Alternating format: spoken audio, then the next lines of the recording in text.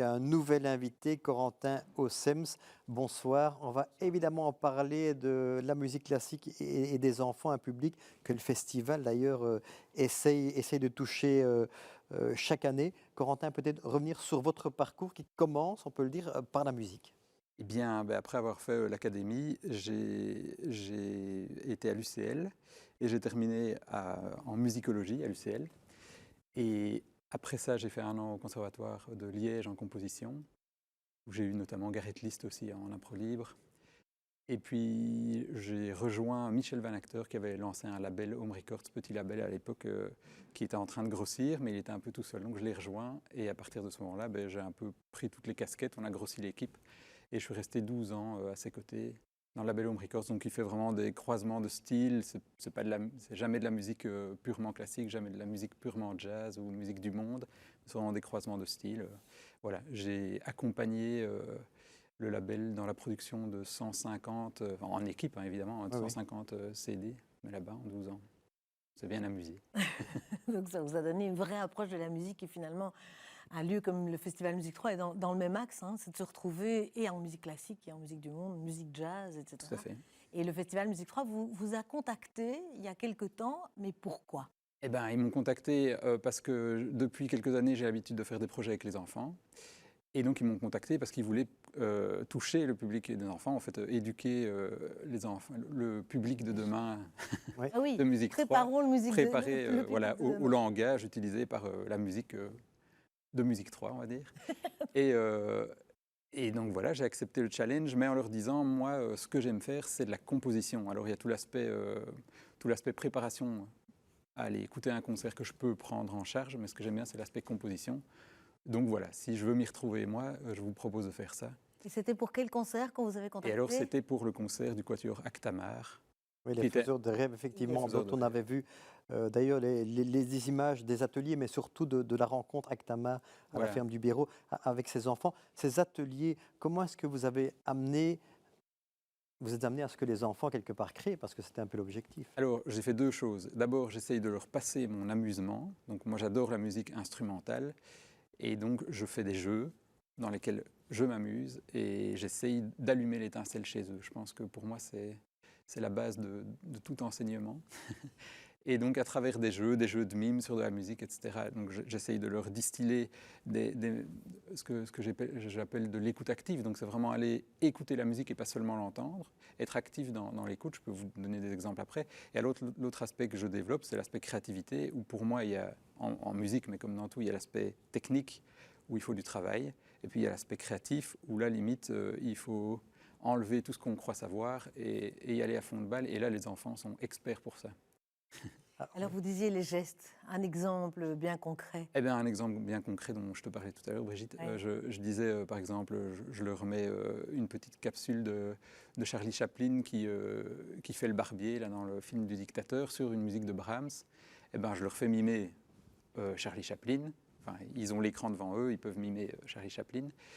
Et puis après, au fur et à mesure, ils apprennent les mouvements. Et puis j'éteins l'image et sur base de la musique, on essaye de refaire les gestes et à la fin, ils le font tout seuls. Et puis même à la fin, je change l'enregistrement parce qu'ils ont entendu un enregistrement de Brahms. Je change l'enregistrement, je mets un autre quatuor qui le joue ou un autre, ici un orchestre de chambre qui le jouait. Ils rejouent la même musique et se rendent compte qu'au fait, ils connaissent la musique, ils savent réagir sur les endroits parce ils l'ont associé à des mouvements. C'est un exemple parmi d'autres. Oui, et on rejoint en fait ce dont parlait Margaret Herrmann juste avant, c'est cette gestuelle absolument, finalement indispensable et qu'on oublie beaucoup trop souvent. Oui, oui, je pense. Et ça les amène, selon toi... Oui, oui, tout à fait. Je pense que... est-ce que c'est plus aujourd'hui qu'hier? J'en sais rien. Mais en tout cas, aujourd'hui, les enfants, ils ont besoin de bouger. Il y a d'autres exercices que je leur fais faire, ou par exemple, pour apprendre ce que c'est un violon, je leur mets un violon entre les mains et je leur donne des petits codes. Ils voient les différents sons qu'ils peuvent faire avec.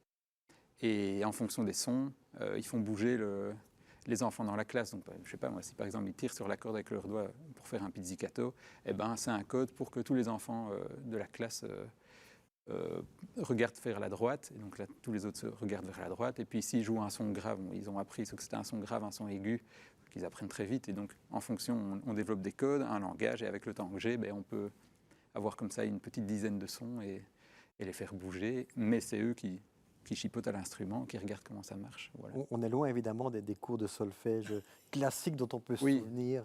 Alors pour moi, c'est ce que je disais tout à l'heure, il y a deux grands mouvements. Il y a l'aspect technique, et là il faut du travail, c'est indispensable.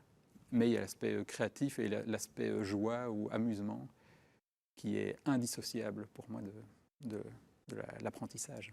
Et alors, on le voyait sur le sujet de l'autre jour, on voit que vous les aviez fait chanter. Il y a eu un moment où vous leur avez fait... Oui, mais c'était le quatuor Actamar qui a l'habitude de travailler de la musique avec les enfants aussi et qui aime bien les faire chanter. Donc là, il m'avait demandé si je pouvais faire chanter les enfants, apprendre un petit thème. Ah oui, d'accord. Mais ça, quatuor. C'est pas spécialement dans la technique que vous C'était pratiquez pas en général. spécialement ça, mais par contre, je fais chanter les enfants pour les faire créer. Donc, je peux revenir à ce que je disais tout à l'heure sur l'exemple. Pour les faire créer, je demande aux enfants d'inventer une phrase sur n'importe quoi, sur le fauteuil sur lequel ils sont assis, etc. Le but, c'est qu'ils aient une petite phrase qu'ils puissent mémoriser facilement. Et puis, je les fais chanter cette phrase-là. Le fauteuil est très joli, il est brun. Le fauteuil est très joli, il est brun. Moi, j'enregistre d'abord. On réécoute, je note la partition sur mon ordinateur, comme ça ils entendent directement comment ça marche. Mais pour qu'eux s'en souviennent, comme ils ne savent pas encore écrire une partition, je leur explique le principe du solfège en 3 minutes. C'est pas mal. En On est loin montrant des académies. Oui, on est loin des académies. que chaque petite boule peut correspondre à une syllabe, que si elle monte, on va dans les aigus, si elle descend, on va dans les graves. Et donc ils se font un dessin, une sorte de partition, un visuel, une proto-partition, mais qui fait que chaque fois que je la remontre, très vite, il y en a souvent un ou l'autre qui s'en souvient plus vite, mais très vite, ils s'en souviennent. Si j'ai un projet comme ça qui dure quelques périodes, d'une période à l'autre, je reviens, et en fait, ils s'en souviennent très bien. Et puis, quand j'ai des grands projets, là, je fais composer tous les enfants. J'ai 40 thèmes, parce que je travaille dans 2 classes, et ils connaissent tous les 40 thèmes. Et ce qui est assez génial dans ce projet, et ça c'est grâce à vos multicasquettes, vous êtes à la fois compositeur, musicien, ingénieur du son, ça permet quelque part de composer de A à Z. Ben, tout à fait. Ça me permet de tirer le fil du tout début jusqu'à la fin. Et alors, ce que j'aime bien dans ce genre de projet, c'est que les enfants, ils partent de leur création. Moi, j'essaye d'être le plus invisible. Je les invite à créer l'ambiance, leur demander, tiens, quelle ambiance vous voulez, quelle histoire ça va raconter, si l'ambiance est sombre, etc. Donc, on va construire la musique comme ça ensemble. Et puis, à la fin, ils le voient jouer par des musiciens professionnels dans des belles salles, enfin, comme vous avez vu pour le quatuor Actamar. Oui, c'était bien. Et donc, les enfants en sont fiers. Et ça, c'est génial. Et alors, il y avait une œuvre ensemble, Le voyage de Monsieur Koch. Voilà, c'est ça qu'on a créé ensemble. Donc ici, comme je devais passer, la demande de la commune et de Musique 3, c'était de passer dans un maximum de classes. Et donc je suis passé 4 périodes dans chaque classe, à raison, 2 fois 2 périodes. Et donc on a inventé avec chaque classe un petit voyage qui arriverait à une petite marionnette de Koch que j'avais amenée. Et donc chaque classe a inventé une petite aventure et le morceau, c'était la suite des aventures mises les unes à côté des autres, comme un cadavre exquis, en fait. Donc vous disiez être invisible, mais en même temps, vous leur faites des belles propositions qui leur permettent justement de se poser quand même sur quelque chose. Je dis pour que la invisible, création, voilà. Je dis invisible, mais j'essaye de... Voilà, j'essaye de partir de leurs idées et de les amener, moi, avec ma technique, jusqu'à ce qu'au final, ils reconnaissent le produit fini comme étant le leur. Le mien aussi, hein, évidemment, ça passe par mon filtre, mais ils se reconnaissent dans ce qu'ils voient à la fin jouer. Voilà une super démarche à Ottignies ou ailleurs, on l'a vu. Est-ce qu'il ne faudrait pas généraliser ça, justement, que cet enseignement de la musique soit intégré dans les cours de base partout? Mais c'est en train d'être le cas avec la Fédération Wallonie-Bruxelles qui insiste sur le fait de mettre en place le PK, qui devient obligatoire maintenant depuis la maternelle, c'est-à-dire un parcours d'éducation culturelle et artistique tout au long de la scolarité des enfants. Voilà, donc ça se met en place. Et on vous a déjà contacté, vous avez des idées, vous avez des projets bien concrets? Oui, j'ai des projets chaque année. Oui, il y a des projets ici qui, nouvelle est bonne. Dans le futur, ça continue, quoi. Ça continue, même si le nerf de la guerre, c'est toujours les moyens. Bien sûr. Et ici, le fait de vouloir... Donc j'avais des projets assez conséquents, parfois 3 semaines dans une école. Ici, le fait de vouloir proposer à tout le monde fait qu'on réduit les enveloppes et donc c'est plus de quantité et moins de temps, donc des projets sans doute moins en profondeur. Et vous avez des retours des professeurs qui vous disent un peu comment les élèves... Eh bien, je n'ai que des retours positifs. On imagine en plus. Mais Oui. comme je ne fais que m'amuser et que j'essaye de faire... Enfin, voilà, Qu'on partage votre on amusement. partage mon amusement, eh ben, je pense que... Eh bien, c'est un amusement partagé. Merci, à Corentin vous. Aussems, d'être venu parler avec beaucoup de passion Oui. de cet apprentissage différent de la musique pour les plus jeunes.